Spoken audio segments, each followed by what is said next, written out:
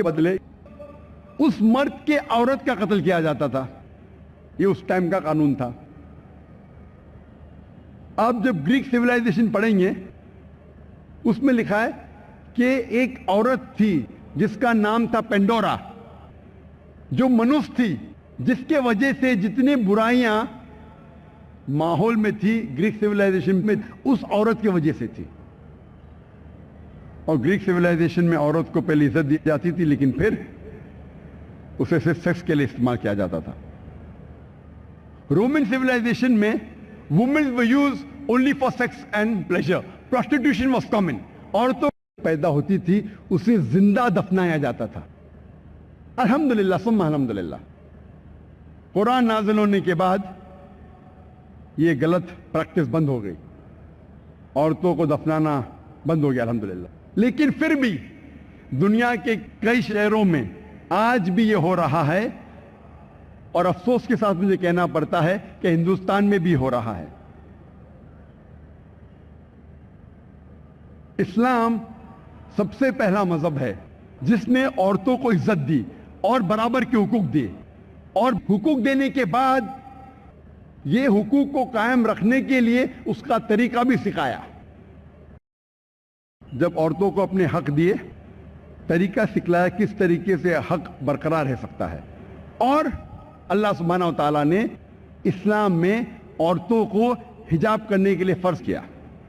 لیکن اکثر مقررین عورتوں کے حجاب کے بارے میں ذکر کرتے, لیکن اللہ سبحانہ و تعالیٰ قرآن مجید میں پہلے مرد کے حجاب کے بارے میں ذکر کرتے, پھر عورتوں کے بارے میں.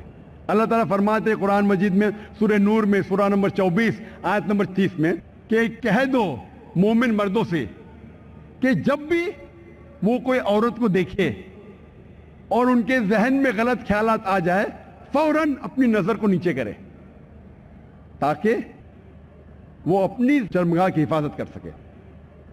یعنی جب بھی اسلام میں مرد عورت کو دیکھتا ہے غلط خیالات آ جاتے, فوراً اسے نیچے دیکھنا چاہیے. ایک وقت ایک مسلم لڑکا تھا جو لڑکی کو دیکھ کے گھور رہا تھا, تو میں نے کہا بھائی صاحب اسلام میں گھورنا عورت کو حرام ہے. تو اس نے مجھے کہا کہ ہمارے آخری پیغمبر محمد صلی اللہ علیہ وسلم نے کہا کہ پہلی نظر معاف ہے, دوسری حرام ہے. میں نے تو آدھی نظر بھی مکمل نہیں کی اب تک. محمد صلی اللہ علیہ وسلم کیا کہنا چاہتے تھے کہ پہلی نظر کی اجازت ہے, دوسری حرام ہے. اس کا مطلب نہیں کہ آپ لڑکی کو 10 منٹ تک دیکھو بنا پل کے چپکائے وداؤٹ بلنکنگ اور کہو کہ میں نے نظر نہیں پوری کی. اللہ کے رسول یہ فرماتے تھے کہ اگر آپ ان انٹینشنلی غلطی سے کوئی لڑکی کو دیکھتے ہیں تو پھر سے مت دیکھو, تاکہ آپ اس کی بیوٹی پہ فیسٹ کر سکو, تاکہ آپ اس کی زینت کو لے کے عیش کر سکو. اس کی فوراً بعد دوسری آیت آتی ہے عورتوں کے لیے.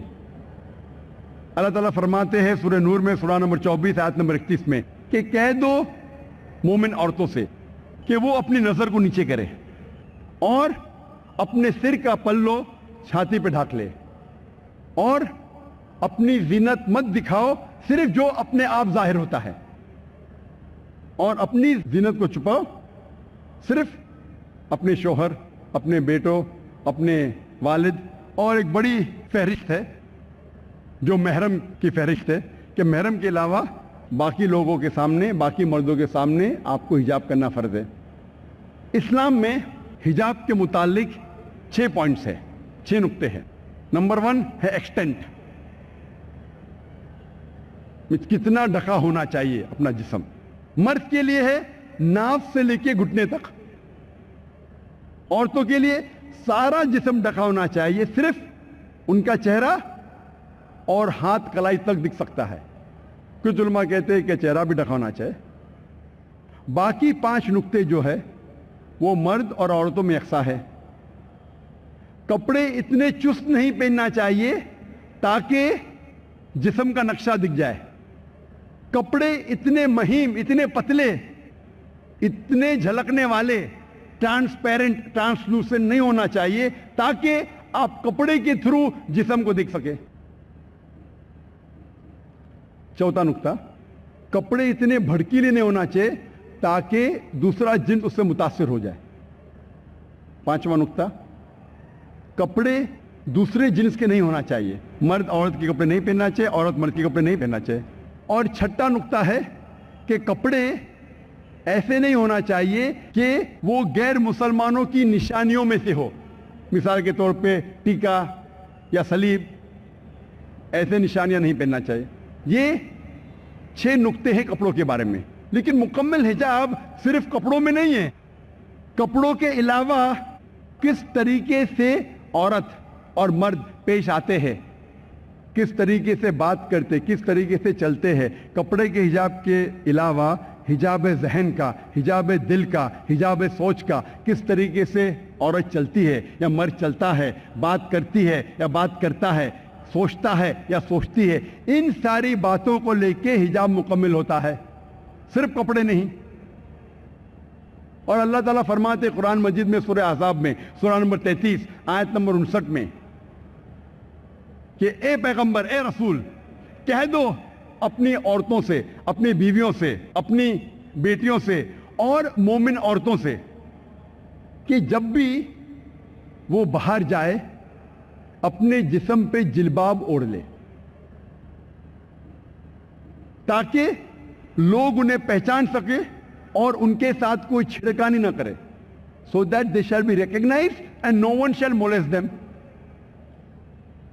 قرآن مجید میں حجاب کہا گیا عورتوں کے لیے تاکہ لوگ انہیں پہچان سکے اور ان کے ساتھ کوئی چھڑکانی نہ کرے.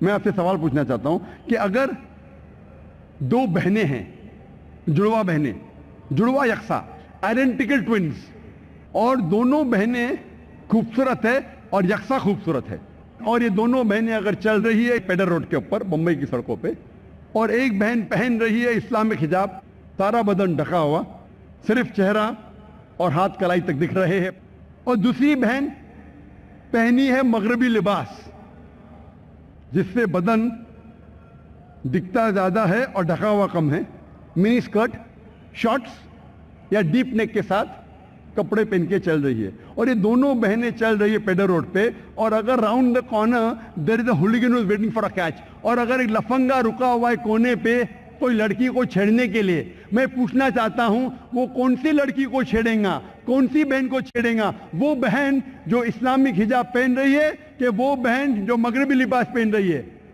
کسے چھیڑیں گا, کسے چھیڑیں گا؟ مغربی لباس پہننے والی بہن کو. یہ جواب بہت آسان ہے, زیادہ سوچنے کی ضرورت نہیں. ایسے لباس جو دوسرے کو دعوت دیتے ہیں کہ مجھے چھیڑو تو لوگ چھڑکانی کریں گے. اسی لیے قرآن میں لکھا ہے کہ حجاب عورتوں کو چھڑکانی سے بچاتا ہے. اور اسلام میں اس کے بعد اگر کوئی مرد کوئی عورت کا بلاత్కాر کرتا ہے, زنا بالجبر کرتا ہے, تو اسلام میں سزائے موت. غیر مسلم کہیں گے سزائے موت اس دور میں؟ اسلام ایک بے رحم مذہب ہے, جاہل مذہب ہے, سزائے موت اس دور میں. لیکن جب میں غیر مسلمانوں سے پوچھتا ہوں کہ خدا نہ کرے, اللہ نہ کرے, اگر آپ کی ماں کا کوئی بلاత్కాر کرتا ہے, زنا بالجبر کرتا ہے آپ کی ماں کے ساتھ, اور اگر وہ ریپسٹ کو, وہ بلاత్కాر کرنے والے کو آپ کے سامنے لے آیا جاتا ہے اور آپ کو جج بنایا جاتا ہے, آپ کیا سزا دیں گے؟ 100% غیر مسلمانوں نے کہا کہ میں اسے دوں گا سزائے موت. کچھ لوگ نے کہا کہ میں تو اسے تڑپا تڑپا کے ماروں گا.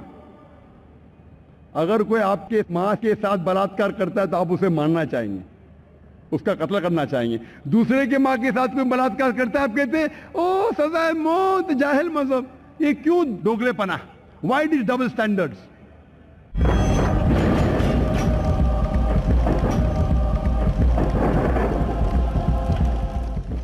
اور امریکہ جو ہم سمجھتے سب سے تعلیم یافتہ دیش ہے, ملک ہے, ہم اکثر سمجھتے کہ most advance country in the world.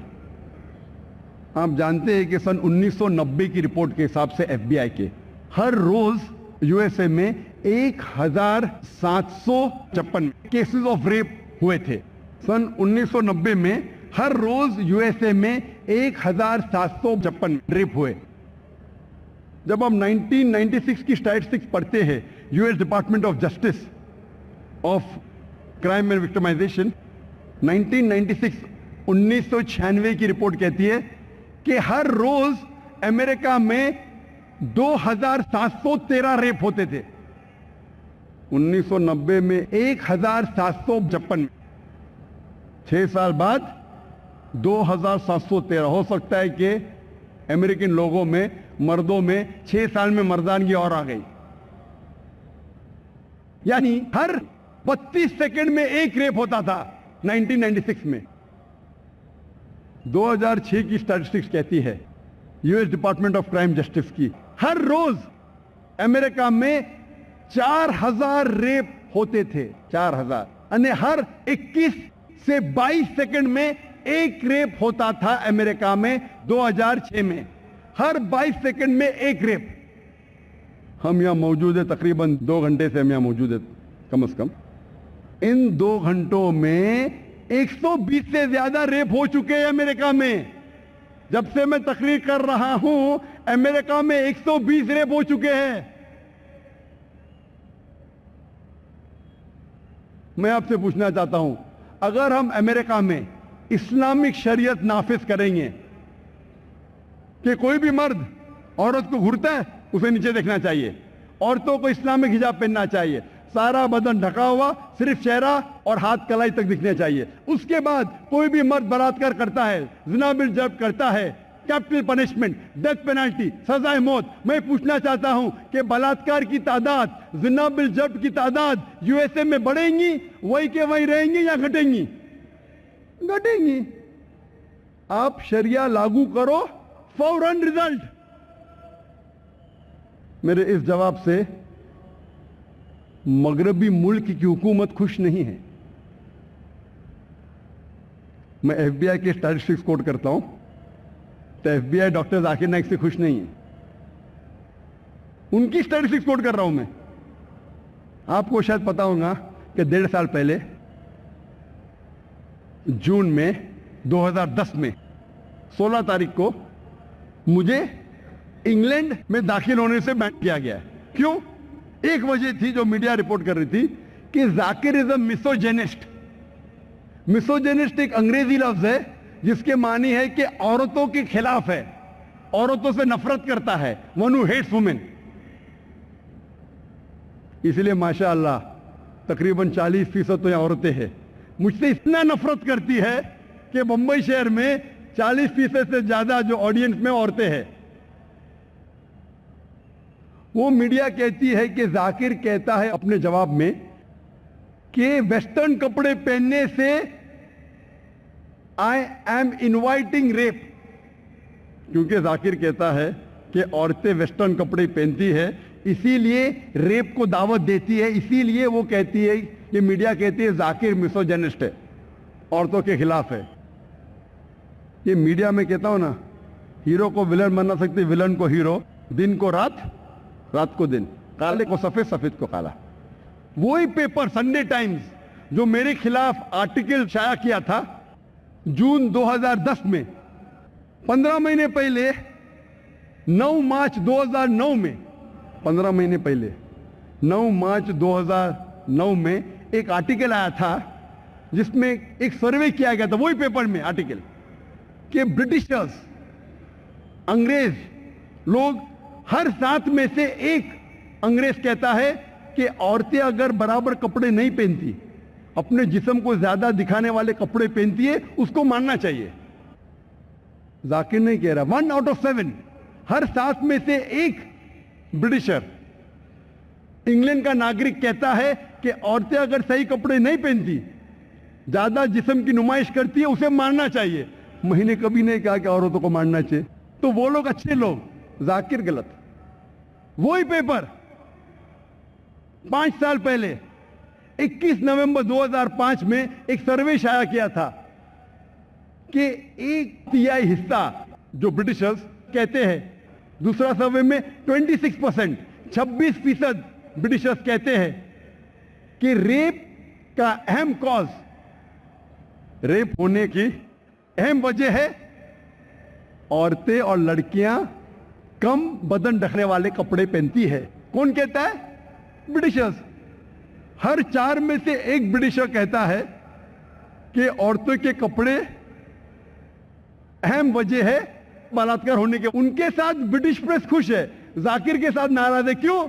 کیونکہ ذاکر مسلم ہے, ذاکر فنڈامنٹلسٹ ہے, ذاکر ایکسٹریمسٹ ہے. میں ایکسٹریمسٹ ہوں.